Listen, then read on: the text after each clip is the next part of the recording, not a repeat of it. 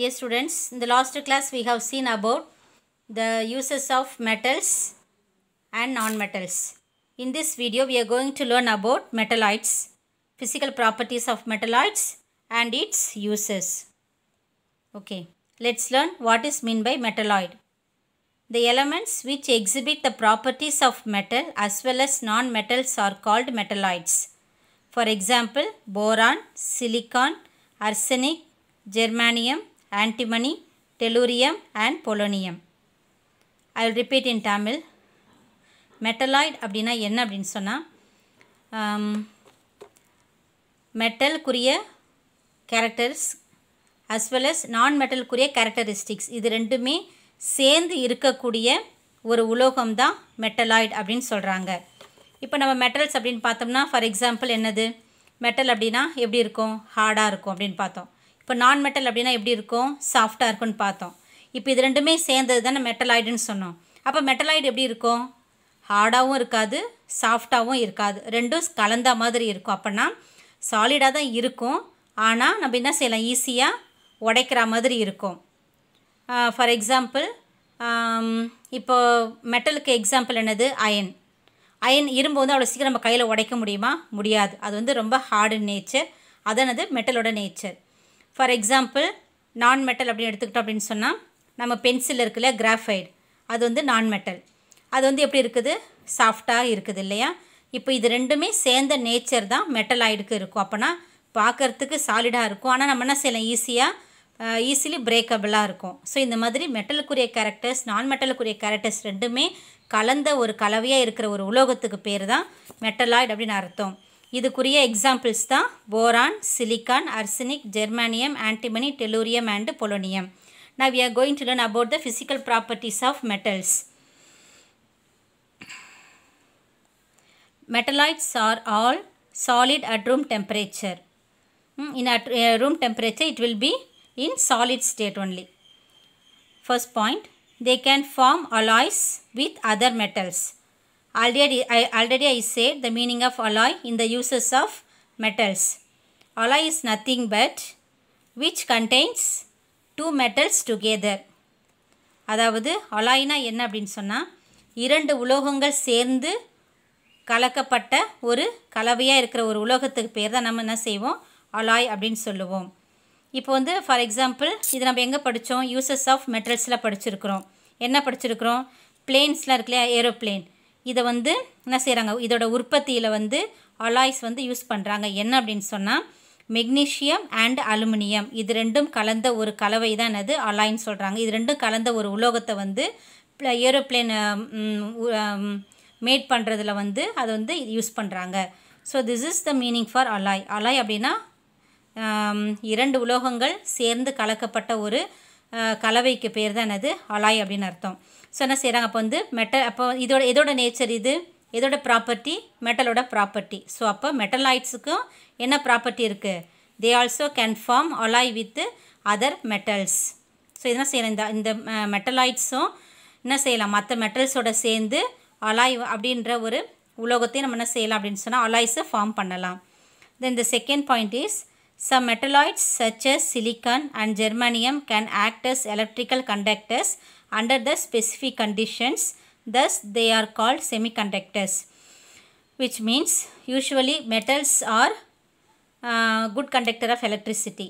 Non-metals are poor conductor of electricity. Metals will conduct electricity, non-metals it won't conduct electricity. But what is metalloid?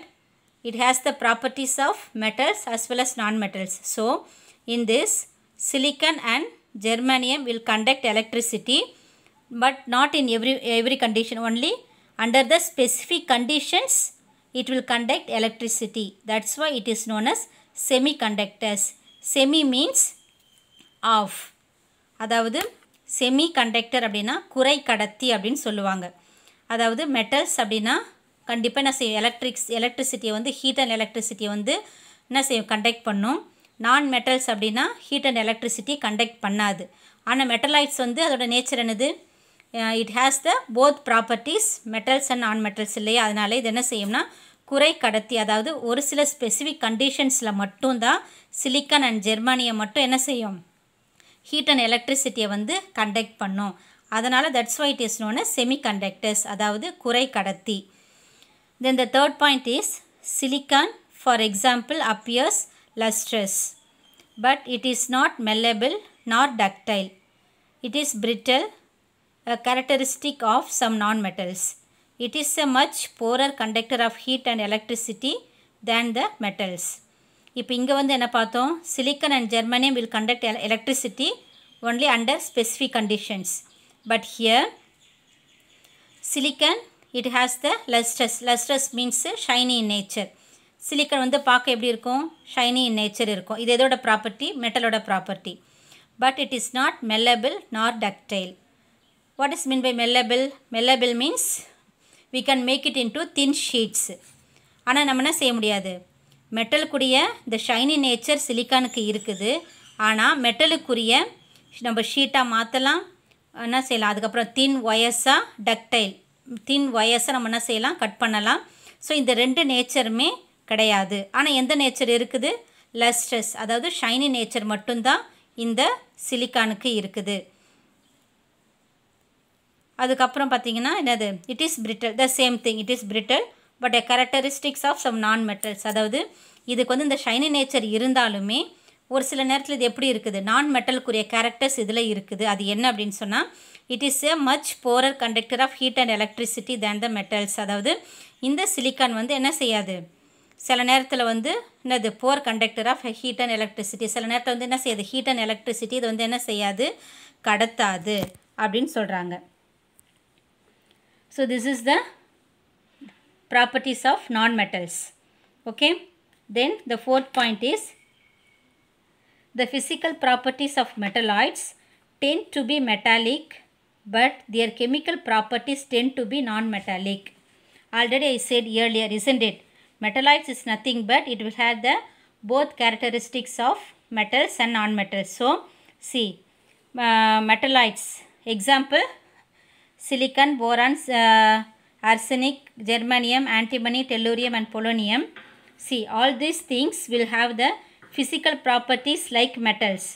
அதாவது இந்த metalloids எல்லாமே physical ப்ராப்பர்ட்டிஸில் வந்து metals மாதிரி இருக்கணும்னு நினைக்கும். ஆனால் அதோட கெமிக்கல் ப்ராப்பர்ட்டிஸில் வந்து அதோட நேச்சர் எப்படி இருக்கும், நான் மெட்டல்ஸ் மாதிரி இருக்கணும்னு நினைக்கும். ஸோ இதுதான் என்னது, these 4 points are the physical properties of metalloids. And now we are going to learn about the uses of metalloids. The first one is silicon is used in electrical devices, isn't it? Why? Silicon will conduct electricity under specific conditions, isn't it? That's why it is known as semiconductor. That's why it is used in electrical devices. The second one, boron is used in fireworks and as a fuel for ignition in rockets. அதாவது boron வந்து என்ன செய்கிறாங்க, fire ஒர்க்லேயும் அதுக்கப்புறம் இந்த ராக்கெட்டில் வந்து ஃபியூவலாகவும் என்ன செய்கிறாங்க, இதை வந்து யூஸ் பண்ணுறாங்க. Now I have set the I will send some meanings for ignition, alloy and metalloids. Okay, now I will give 3 questions. What is meant by metalloids? Give some examples. So you have to write the definition from here to here. The elements which exhibit the properties of metals as well as non-metals are called metalloids. From here the question is, what is metalloids? Then give some example for metalloids means you have to write these examples: boron, silicon, arsenic, germanium, antimony, tellurium and polonium.